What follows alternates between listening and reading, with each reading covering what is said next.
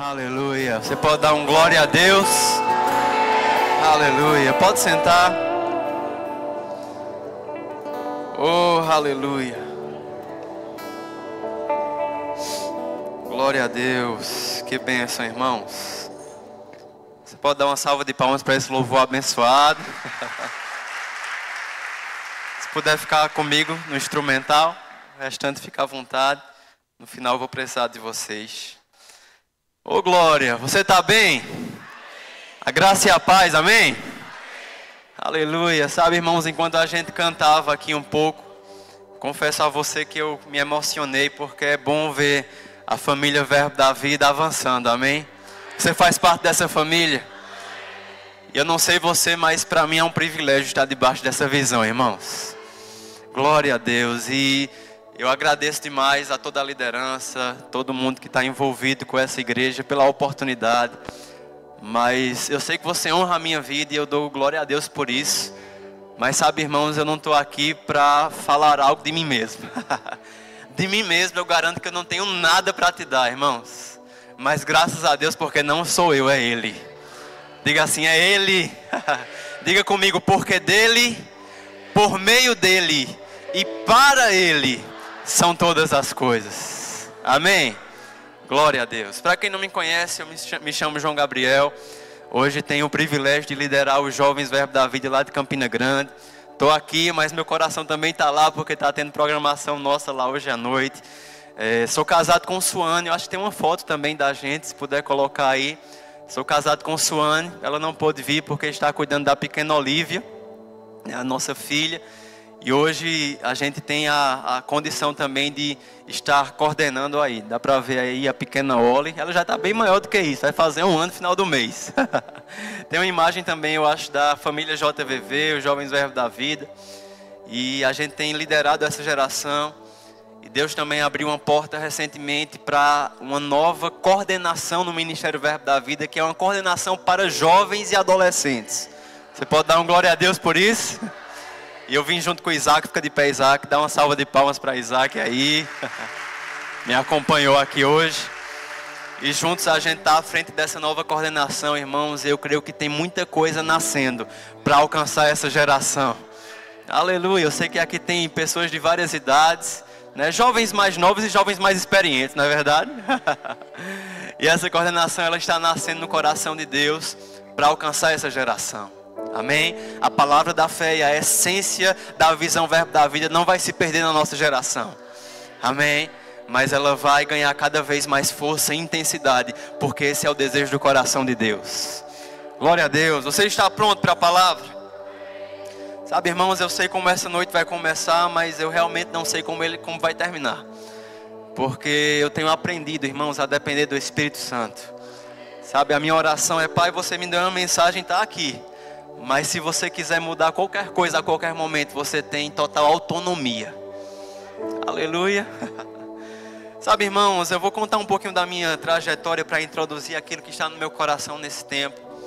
Mas eu sou filho do pastor João e Janaína, acho que você deve conhecer, né? Talvez pareça um pouquinho. Dizem que eu falo parecido com meu pai, então... Mas, irmãos, eu cresci nesse ambiente de igreja. E eu sou grato por isso. É claro que estar na igreja por si só não quer dizer nada. Mas esse ambiente me blindou de muitas propostas do mundo. Eu cresci nesse movimento, né, de evento, de ir para a igreja no domingo, na semana, porque meu pai era o pastor. E, irmãos, eu lembro, né, nessa fase de criança, no início da adolescência, confesso para você que eu ia para a igreja era mais para brincar e me divertir mesmo. Alguns dizem que o filho de pastor às vezes é o pior que tem, né? Eu não tenho nem muito o que falar, porque nessa fase eu era meio carregado. Eu lembro, gente, que a gente se juntava, né? Eu, outros filhos de pastores, outros, né, jovenzinhos lá, crianças. E, rapaz, a gente se organizava para fugir do departamento infantil, para jogar a bola na frente da igreja. Diga, misericórdia. Eu lembro que a gente, na época, a igreja estava em construção. O terreno lá é grande, né? Quem já foi na igreja sede, lá em Campina Grande? Naquele terreno gigante, e a gente se reunia e pegava os pedaços de tijolo, de telha, de tábua lá e construía o que a gente chamava de clubinho. Mas o clubinho na verdade era um esconderijo, porque a gente fugia da salinha do departamento infantil, se escondia lá para quando o diácono der um vacilo, a gente ir para frente da igreja para jogar a bola. Às vezes a bola batia no carro do irmão, né, que estacionava lá na frente, aí o diácono vinha, aí a gente corria e brincava de polícia e ladrão da vida real ali pra gente. Mas Deus me alcançou, amém? Oh glória, esse é o máximo de testemunho de restauração de vida que eu tenho. Mas irmãos, eu lembro quando eu cheguei na fase de 13, 14 anos. Quem tem 13 a 14 anos aqui? Deixa eu ver aqui. Tem alguns ali. Pronto, na idade deles, 13, 14, 15 anos por aí. Foi quando Deus começou a me despertar para um propósito nele. Eu lembro que algo começou a atrair a minha atenção nessa fase, né? Até então eu tinha crescido no meio do evangelho. Eu conhecia a palavra por intermédio dos meus pais, do departamento infantil na medida do possível, né? Enquanto eu conseguia estar na sala. Mas eu tinha esse referencial de Deus através de pessoas. Mas eu ainda não tinha tido uma experiência pessoal com Ele.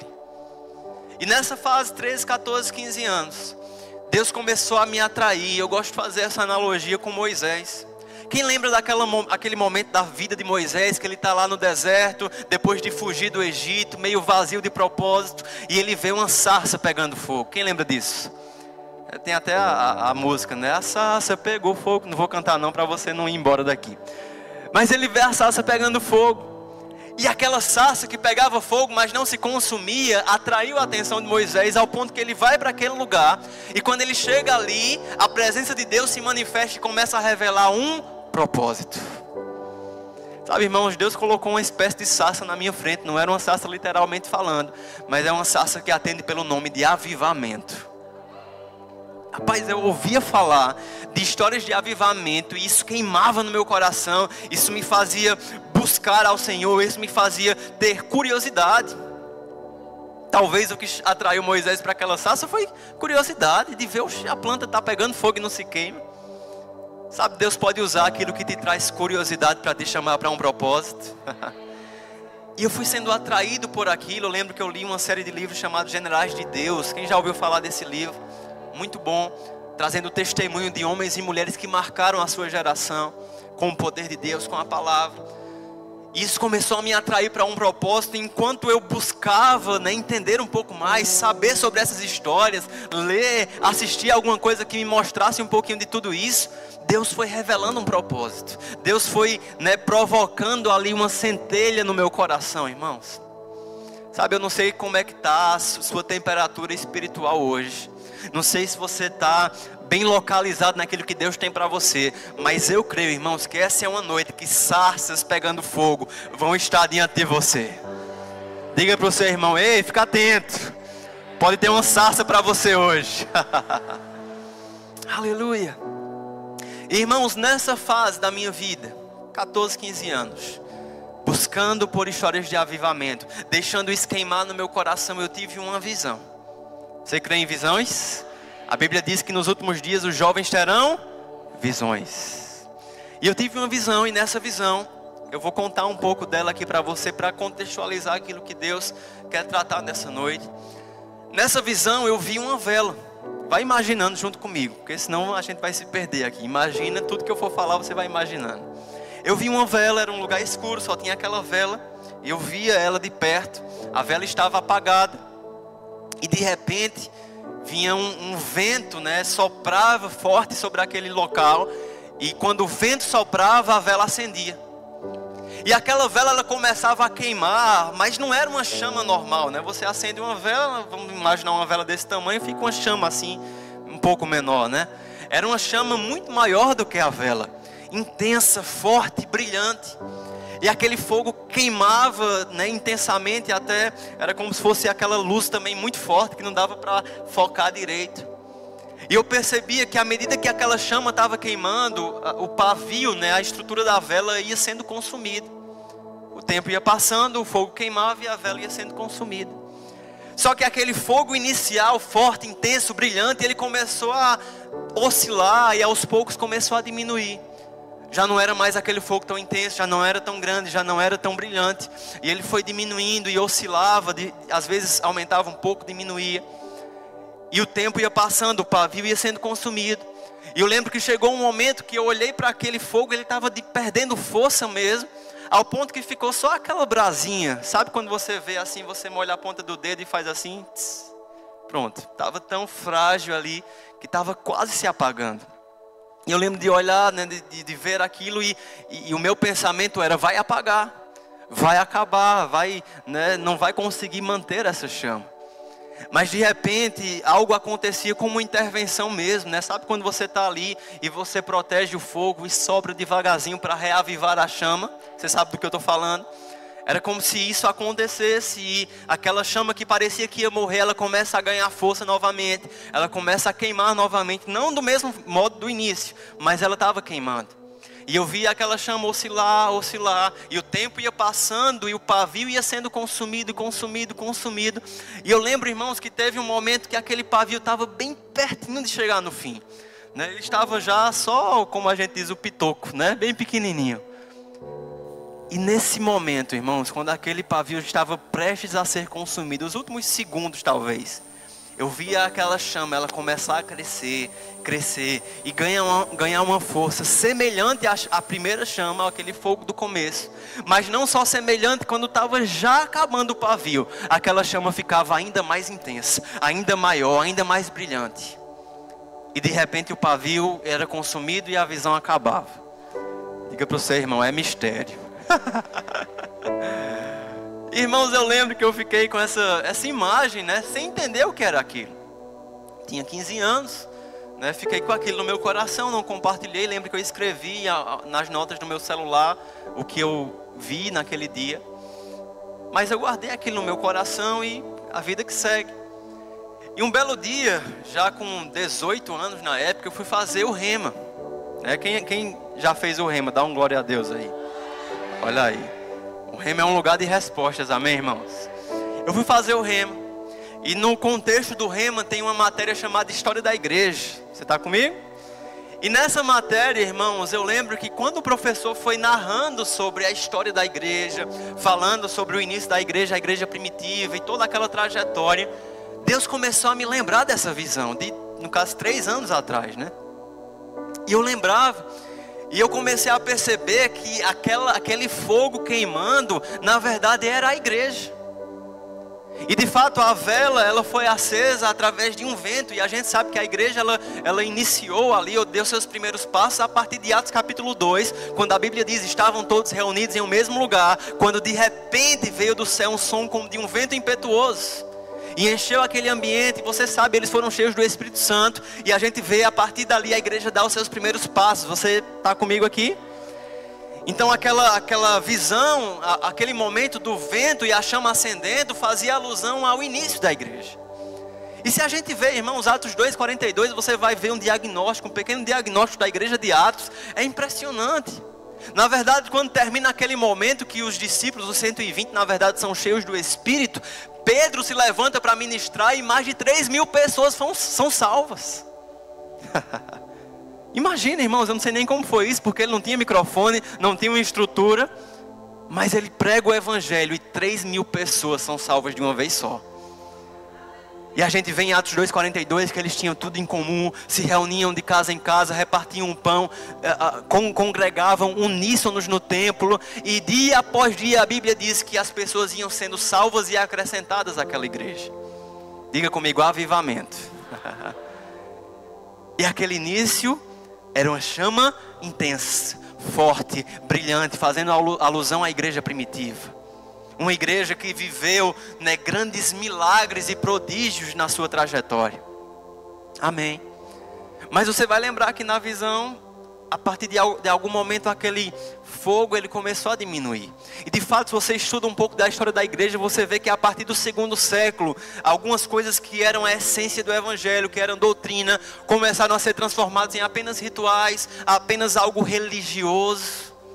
E de repente a igreja se viu perdendo um pouco aquela essência do buscar ao Senhor, né? Algumas coisas foram sendo perdidas ao longo do tempo e nós vemos os séculos passando. Tem um momento que a gente estuda até na escola, né? Um pouco tempo depois disso, que é a Idade Média, a Idade das Trevas também dita, né? E nessa fase, irmãos, eu não sei se você lembra, mas a igreja ela começou a entrar num contexto tão longe daquilo que Deus realmente tinha instituído para a igreja, que quase, né, como na vela aqui, ela quase se apaga. A igreja estava presa a um contexto de rituais e religiosidade, ao ponto dos sacerdotes, né, as pessoas do alto clero, os líderes da igreja, venderem a salvação como se fosse algo que pode ser comprado com dinheiro. A venda de indulgências, por exemplo. Então a igreja ela sai totalmente daquilo que de fato ela foi criada para ser. E quando parecia que estava se apagando, quando parecia que não tinha mais esperança, que alguém ia fazer assim, ó, e apagar aquela vela da igreja, aquele fogo. A gente lembra, né? A gente conhece o Martinho Lutero, mas tem tantos outros que se levantaram numa reforma, né? A chamada reforma protestante. Você sabe do que eu estou falando, né? Há pouco mais de 500 anos atrás. Então, Martinho Lutero, por exemplo, ele olha para aquilo e a Bíblia não era de fácil acesso, as pessoas não tinham tanto acesso, mas ele estava no meio da igreja, ele tinha acesso, ele fazia parte daquele contexto. E ele começa a perceber que a salvação não pode ser comprada, a salvação não é adquirida assim. A salvação é pela graça mediante a fé em Cristo Jesus. E essa consciência dessa simples revelação causa um transtorno na vida desse homem.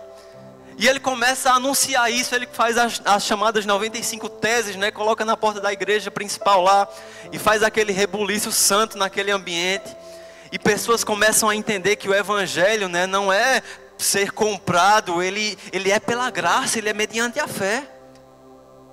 E é nesse momento, trazendo alusão à visão, né, que eu entendi que era aquela intervenção onde aquela chama que quase se apaga, ela volta a queimar novamente.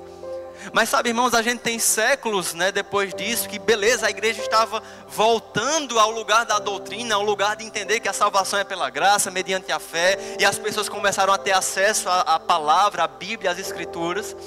Mas a gente viveu séculos e tempos de praticamente uma ausência das manifestações do Espírito Santo. Até que nós vemos no século 17, 18, 19, alguns momentos na história, em lugares específicos, onde pessoas ou grupos de pessoas sedentos por Deus, sedentos por mais, eles começam a buscar algo. E a gente vê pequenos movimentos localizados de derramar do Espírito Santo, de mover de Deus. Talvez um dos mais notáveis ou conhecidos, o grande avivamento da Rua Azusa. Você já ouviu falar sobre isso? Um homem improvável chamado William Seymour, irmãos. Esse homem, né, contextualizando para você, ele era um homem negro numa sociedade altamente racista. Inclusive ele era filho de ex-escravos. Era cego de um olho e semi-analfabeto. Era improvável ou não era? Mas esse homem, ele tinha uma sede de Deus. Ao ponto que ele ministrava sobre o batismo no Espírito Santo, mesmo antes de ser batizado, porque ele desejava. E ele encontrou um grupo de outros doidos que desejavam junto com ele. E para encurtar a história, eles começam a se reunir num lugar, né? Depois ficou, né, o endereço da Rua Azusa, como é conhecido. Mas irmãos, num momento simples de uma casa, num pequeno grupo, que a gente talvez hoje chamaria de célula, ou grupo de conexão, algumas poucas pessoas dentro de uma casa, buscando o Espírito Santo, buscando a presença de Deus. E de repente, irmãos, naquele lugar, a história conta, né? A gente tem até documentários sobre esse tempo, que de repente algo aconteceu e pessoas começaram a falar em outras línguas, outros vieram profetizando. De uma mulher que nunca tinha aprendido nada sobre música, sobre instrumentos, ela senta num piano velho e começa a tocar inspirada pelo Espírito. Irmãos, existem relatos de pessoas que foram ali confrontar porque ele estava fazendo muito barulho. E bateram na porta, e quando aquele lugar foi exposto, aquelas pessoas caíram com o seu rosto no chão, se arrependendo dos seus pecados. Tem relatos de ligações para os bombeiros, porque pessoas acharam que a casa estava pegando fogo. Estava pegando fogo, mas não era fogo natural, né, irmãos? Enfim, nós vemos essa chama oscilando ao longo do tempo. Tem o avivamento do país de Gales, através de um jovem chamado Evan Roberts, que ele começa a pregar arrependimento, ele começa a pregar santificação, irmãos. Depois que aquele jovem se entrega totalmente ao Espírito Santo e se vê sendo guiado no seu ministério, rapaz, aquele país, o país de Gales, começa a viver um grande avivamento, um grande reavivamento naquele lugar. Ao ponto de bares, né, lugares de venda de bebida alcoólica começarem a ser fechados porque não tinha demanda. Prostíbulos sendo esvaziados, porque um grande mover de santidade. Uau! avivamento. Mas sabe, irmãos, fechando aqui a ideia da visão. Até então eu olhava para a visão, olhava para a história da igreja e fazia sentido ir comparando aquela trajetória. Mas chega no final da visão e o corpo da vela eu entendi que era o tempo estava se abreviando. E no finalzinho, quando tinha só aquele cotoquinho e a vela estava se acabando e o pavio estava nos seus últimos segundos, eu vi aquela chama não apenas oscilar, mas começar a crescer, ficar semelhante à do começo, mas ainda maior, até o pavio se apagar. Irmãos, esse final dessa visão, ele é profético. E aí, diga para o seu irmão, é para quem crê. E eu entendi, irmãos, que, sabe, esse final dessa visão, ou talvez até o propósito de ter tido essa visão, é para entender que Deus, ele não vem buscar uma igreja capenga. A igreja, ela não foi criada, né, num nível de intensidade muito bom para na volta de Jesus estar quase... Não, irmãos. Eu creio, irmãos, que Deus vem pegar uma igreja poderosa, uma igreja santa, uma igreja atuante, vivendo a manifestação do poder de Deus em nossos dias. Sabe, irmãos, as coisas de Deus é sempre para mais e nunca para menos. É de glória em glória, é de degrau em degrau, é de fé em fé. Aleluia. E eu não sei qual é o sentimento que isso gera no teu coração, irmãos, mas ao mesmo tempo que isso me anima de pensar, rapaz, então a gente está nos últimos dias. Você concorda que a gente está nos últimos dias? Se a gente olhar, por exemplo, para Atos 2 que eu acabei de ler, quando nós chegamos lá no verso 17, a gente vê que quando Pedro ele se levanta para ministrar, ele diz, o que está acontecendo aqui não é o que vocês pensam, do povo estar bêbado, não é isso não. Isso aqui que está acontecendo é o que foi profetizado pelo profeta Joel. Qual era a profecia? E acontecerá que nos últimos dias derramarei do meu espírito sobre toda a carne. Aleluia. Derramarei do meu espírito, mas quando? Diga comigo, nos últimos dias. Ou seja, há cerca de 2000 anos atrás, quando Pedro se levanta para ministrar, ele disse, está se cumprindo hoje. Você sabe que o cronograma de Deus é diferente do nosso, né? A Bíblia chega a dizer que um dia para Deus é como 1000 anos. Mas Pedro fala, nos últimos dias acontecerá. E está acontecendo naquele momento, há mais de 2000 anos atrás, há cerca de 2000 anos atrás. Ou seja, irmãos, vamos fazer uma conta simples. Se naquele tempo estava nos últimos dias, eu imagino que no cronograma de Deus nós estamos nos últimos minutos ou talvez segundos para a volta do nosso Senhor Jesus Cristo. Você pode dizer Maranata? Aleluia. Então, irmãos, isso me leva a uma consciência, assim, de motivação para viver esse grande mover de Deus no nosso tempo, nos nossos dias. Eu creio nisso, eu oro por isso, eu desejo isso. Tem mais alguém que deseja? Mas isso também deve gerar em nós uma responsabilidade. Sabe, nesse momento da mensagem eu poderia seguir o caminho de ficar te motivando, dizendo que tem um grande mover, um grande crescimento, um grande avanço, e de fato eu creio nisso. Mas talvez essa mensagem iria apenas te motivar a dar vários glória a Deus e sair daqui feliz, no sentido de, ouvir uma mensagem para cima. Mas sabe, irmãos, eu não vim de Campina Grande para pregar o que você quer escutar, não. Eu vim para pregar o que a gente precisa ouvir. Irmãos, todo grande mover de Deus na face da terra, ele foi precedido de um mover de arrependimento, de santidade, de purificação, de busca intensa ao Senhor. Que é um exemplo, esse texto mesmo de Joel. Vai lá em Joel 2, 28 comigo. Aleluia. Joel capítulo 2, 28 é o contexto, né, que eu falei aqui quando Pedro, depois de Atos 2, ele se levanta para pregar. E ele diz, o que está acontecendo é o que foi profetizado lá atrás pelo profeta Joel. E a gente está vendo o que Joel falou. Verso 28. Joel 2, 28. E acontecerá depois dessas coisas que derramarei do meu espírito sobre toda a carne.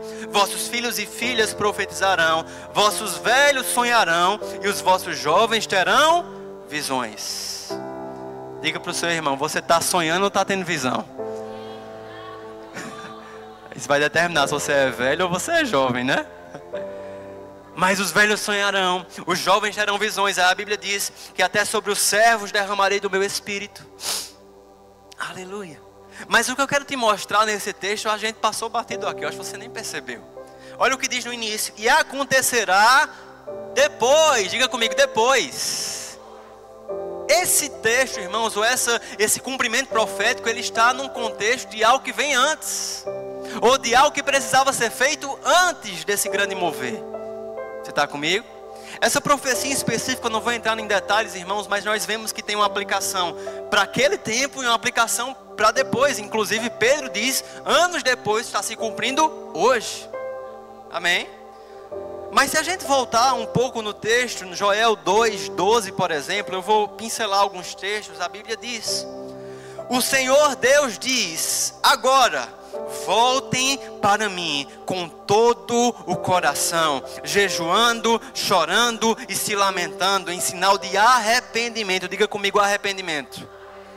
Aí olha o que ele diz: não rasguem as roupas, mas sim o coração. Uau! Sabe, irmãos, nesse contexto daquela época, a cultura, né? Quando eles estavam num momento de arrependimento, de pranto, às vezes até de luto, eles rasgavam as roupas. No Velho Testamento você vai ler em muitos momentos: fulano rasgou as roupas, vestiu panos de saco, né? Ele diz em alguns momentos.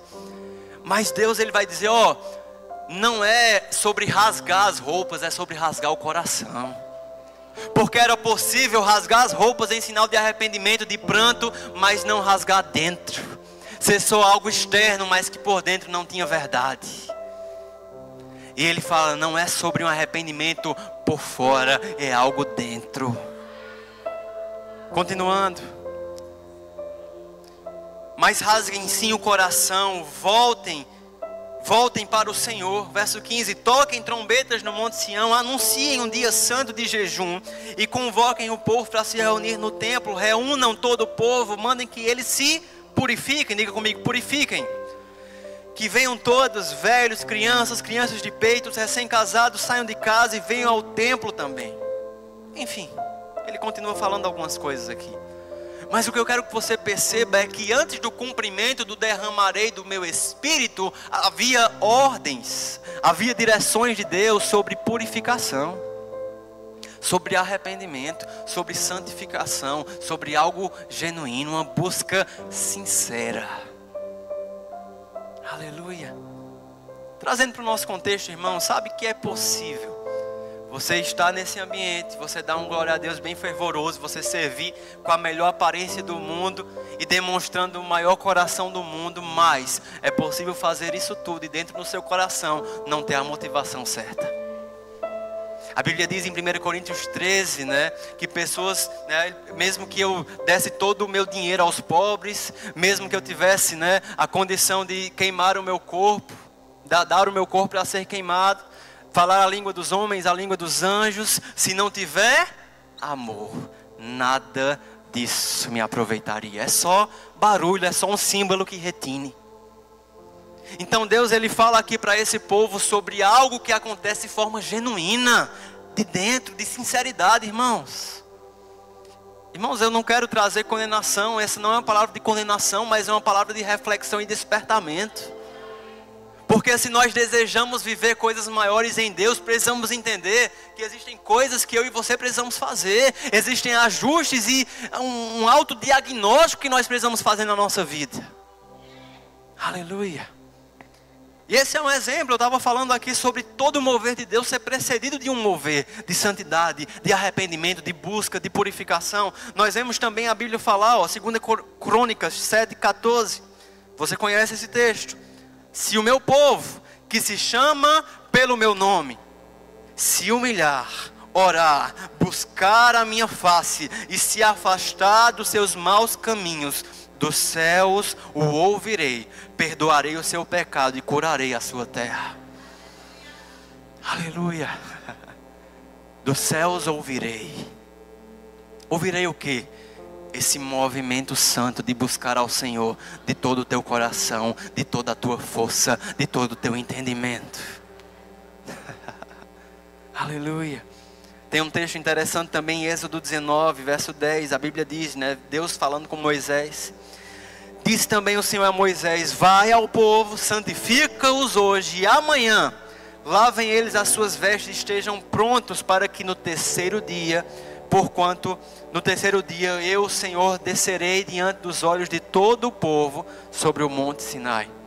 Então Deus diz: ó, Moisés, purifica o povo, santifica o povo, se lavem até literalmente, porque eu vou ter um encontro com vocês no monte. Diga para o seu irmão: antes do encontro com Deus, tinha um movimento de santificação. Aleluia. Você crê, irmãos, que existe um grande mover de Deus nesses últimos dias? Mas sabe que é possível a gente estar no meio do que Deus está fazendo, mas desapercebido? E a ideia dessa mensagem é sim nos despertar para essa realidade que existe uma chuva nesses últimos dias. Sabe, esse texto de Joel não vou abrir, mas ele fala da chuva serôdia e a chuva temporã. Uma chuva que vinha nos primeiros dias e uma chuva que vinha nos finais. Uma chuva que preparava o caminho para a semente ser semeada e uma chuva que vinha no final para ajudar aquela semente a frutificar e a ter uma colheita abundante. Sabe, irmãos, nós já vivemos as primeiras chuvas, mas antes dele voltar existem as últimas chuvas. E eu não sei você, irmãos, eu quero estar no centro de tudo aquilo que Deus está fazendo nessa terra, sendo um canal. Sabe, irmãos, Deus ele pode fazer apesar de você, mas Ele quer fazer através de você também. Eu creio, irmãos, numa geração nesses últimos dias se levantando ousadamente, vivendo a plenitude daquilo que Ele tem para nós, irmãos. Mas isso precisa passar por um ajuste na nossa vida. Sabe, eu separei rapidamente alguns pontos aqui que vai nos ajudar nisso. Essa talvez seja uma noite de fazer um autoexame, um diagnóstico na tua vida espiritual. A Bíblia diz que o homem espiritual ele discerne a si mesmo. Você não precisa de ninguém chegar em você e falar. Se chegar nesse ponto é porque você falhou em se discernir espiritualmente. Porque o Espírito Santo está dentro de você e Ele pode te mostrar. Aleluia. Sabe, irmãos, a Bíblia ela enfatiza de forma muito clara que é necessário que eu e você tenhamos uma busca pessoal e individual ao Senhor. Sabe o que eu tenho visto? Uma geração que muitas vezes tem terceirizado essa busca. Ah, pastor, busca por mim. Ah, líder, ora por mim. Não é que ele não pode orar, mas ei, você pode fazer isso. O mesmo Espírito Santo que está na vida do teu pastor está dentro de você, irmãos. E ninguém, absolutamente ninguém pode buscar ao Senhor por você. A Bíblia fala e isso nos deixa claro. Jeremias, por exemplo, 29, verso 13. O que é que a Bíblia diz? Buscar-me-eis e me achareis quando me buscardes de todo o vosso coração. Diga para o seu irmão, é uma busca de todo o coração.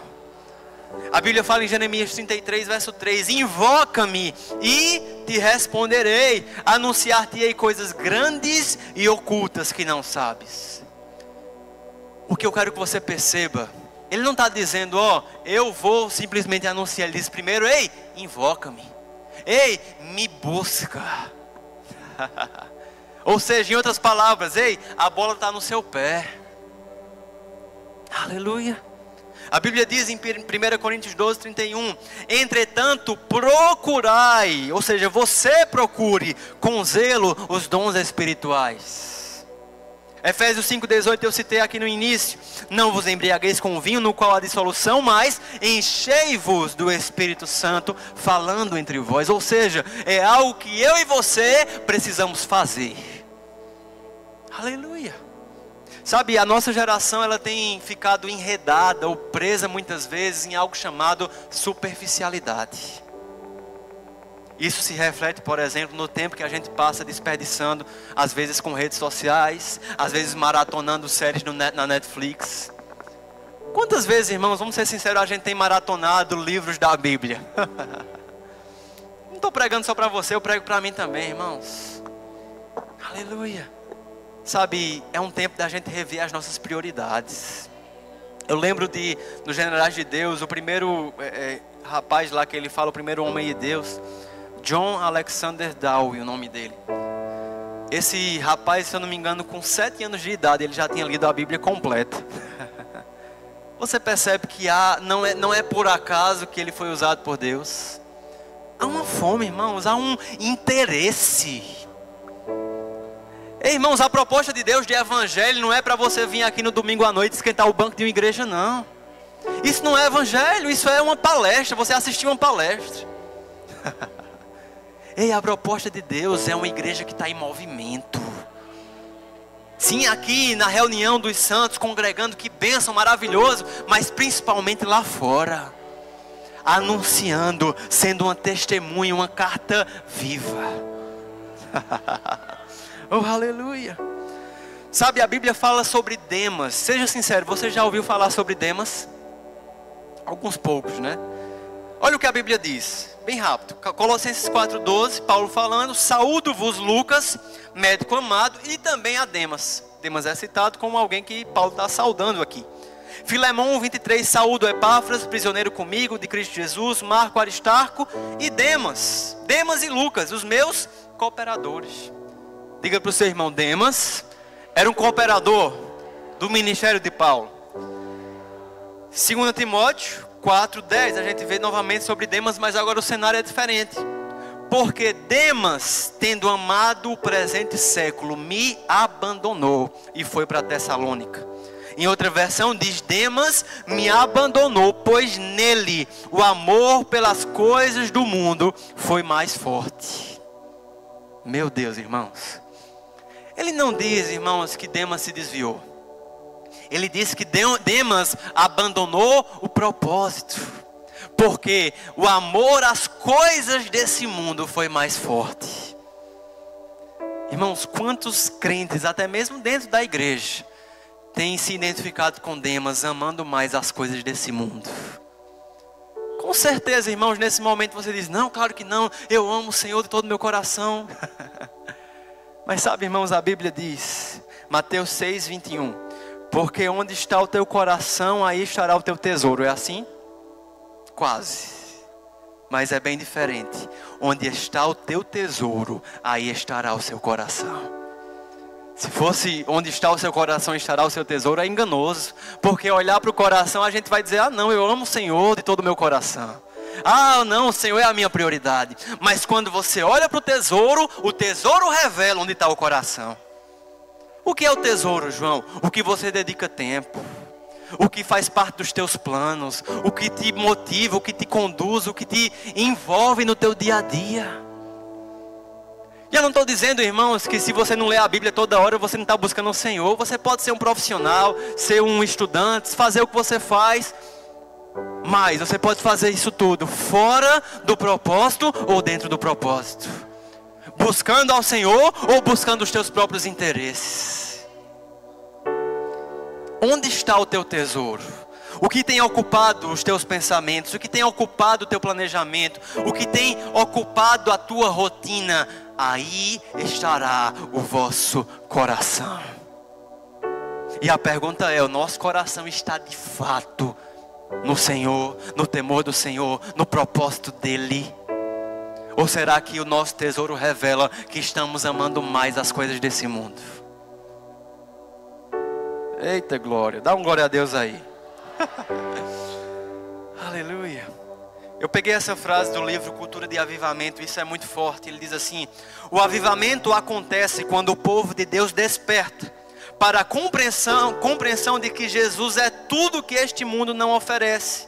Não, que Jesus é tudo e que este mundo não oferece nada que possa ser comparado com as riquezas da completa devoção a Ele. Olha isso agora. E essa compreensão produz arrependimento por horas desperdiçadas, prioridades inapropriadas e paixões insignificantes. Meu Deus. Essa compreensão de que Jesus é tudo produz um arrependimento por horas desperdiçadas, prioridades inapropriadas e paixões insignificantes.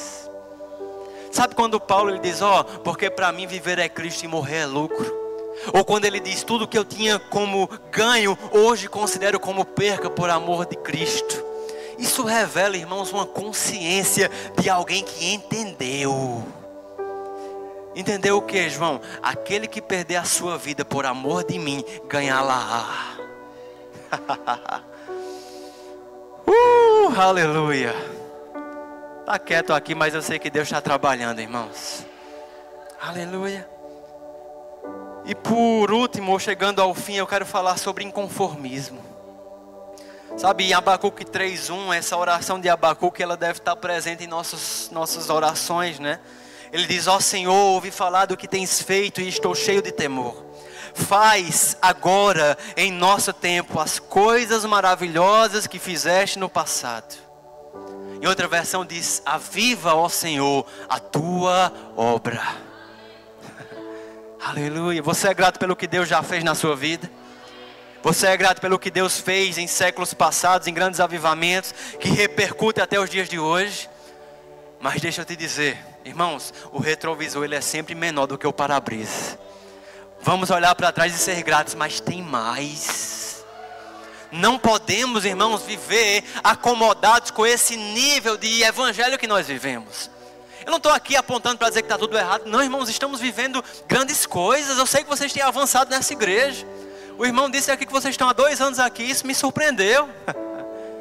Irmãos, a palavra da fé, eu estou dentro do Ministério Verbo da Vida e eu vejo isso com os meus olhos lá. Tem ganhado proporções que a gente não esperava. Hoje são mais de 500 igrejas Verbo da Vida no Brasil e no mundo. Mais de 13 mil alunos matriculados ouvindo a palavra da fé. Sim, irmãos, Deus está se movendo, mas deixa eu te dizer, tem mais. Sabe, irmãos, eu trouxe aqui para deixar bem claro para você. Você sabe o que é isso aqui? A gente chama de conta-gotas, não é verdade? Aleluia. Sabe, irmãos, eu não creio que Deus ele está pingando um pouquinho de salvação aqui. Não vou liberar aqui um pouquinho de cura. Não vou liberar um pouquinho de manifestações do Espírito, só mais um pouquinho, não, tá bom.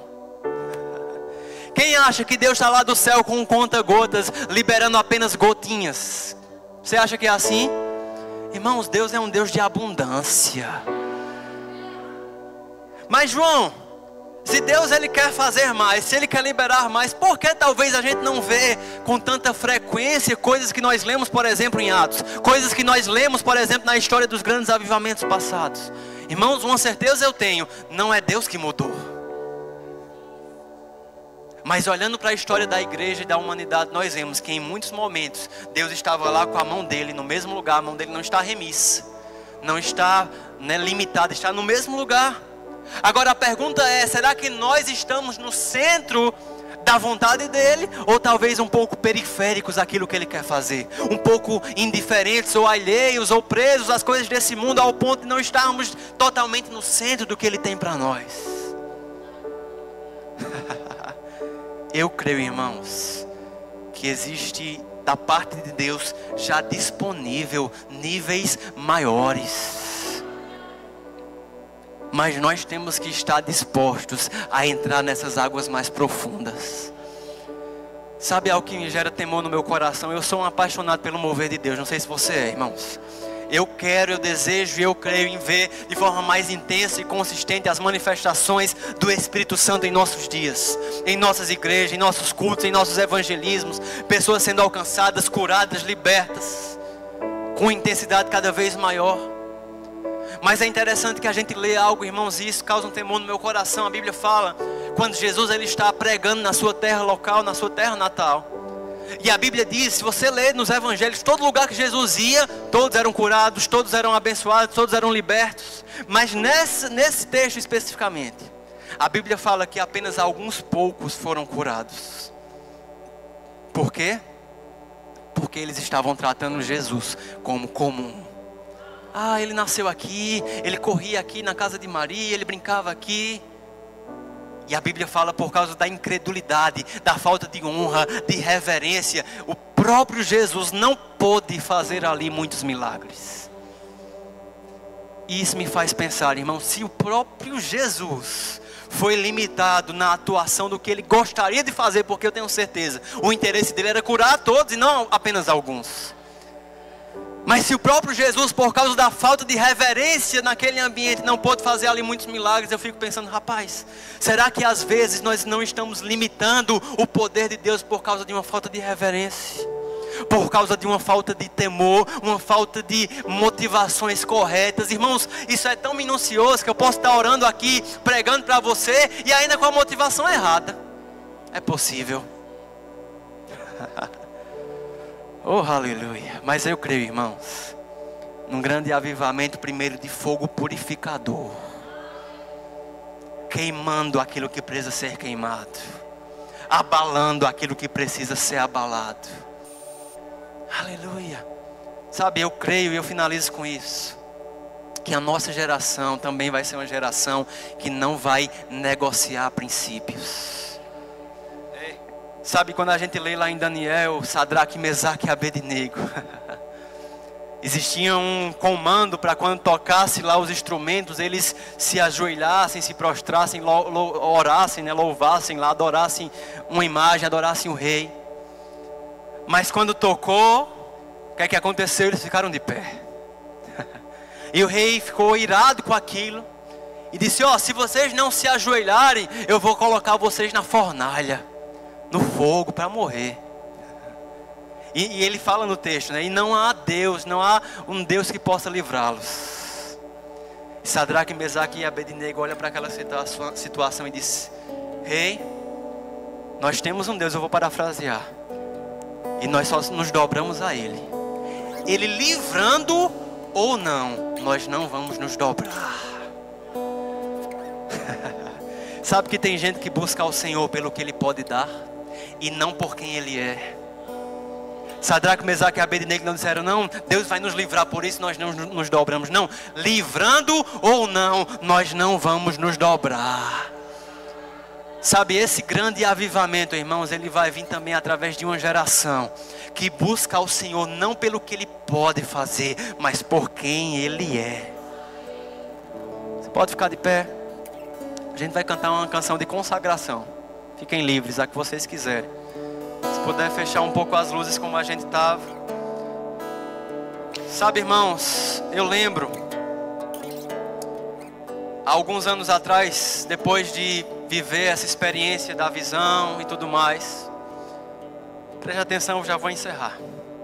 Eu lembro de um momento que eu estava em casa, depois de ir para a universidade. Eu cheguei em casa, não tinha ninguém, eu fui fazer o meu almoço e não tinha muita habilidade na cozinha. Eu fazia aquele belo macarrão que é fácil de fazer. Eu estava fazendo o meu macarrão e eu lembro que eu estava lendo um livro chamado Seguindo o Plano de Deus, do irmão Reagan. Página 55, falava sobre consagração plena e consagração parcial. Irmãos, eu jurava até ler aquele livro que eu estava consagrado ao Senhor. Que eu dizia, pelo menos com a minha boca, Senhor, a minha vida é sua, Senhor, eu faço o que você quiser. Mas quando eu li aquele livro e o irmão Reagan começa a falar sobre a possibilidade de nós estarmos consagrados apenas parcialmente, eu comecei a chorar, irmãos. Eu fazendo um macarrão e chorando, e teve uma hora que eu me ajoelhei e eu fiz uma oração. Eu disse, Pai, eu reconheço que hoje eu não estou totalmente consagrado ainda. Eu reconheço que ainda existem caminhos no meu coração que faz parte apenas de planos individuais, de coisas que eu vislumbro, de sonhos pessoais. Mas, Senhor, me conduz a uma caminhada onde essas coisas vão ser queimadas e eu vou estar completamente rendido nas Tuas mãos. Naquele dia o meu macarrão queimou. Mas a partir dali, irmãos, Deus marcou a minha vida numa trajetória de entrega ao Senhor. Às vezes eu me pego pensando, Pai, se não fosse favorável, se vir para cá pregar o Evangelho fosse um desafio, se não tivesse uma bela recepção, se não tivesse um ambiente maravilhoso, eu ainda estaria fazendo. E essa pergunta ecoa no meu coração para que eu me lembre do porquê, da essência. Eu não sei o que você faz da sua vida. Talvez você não seja um ministro em tempo integral como eu, não precisa ser.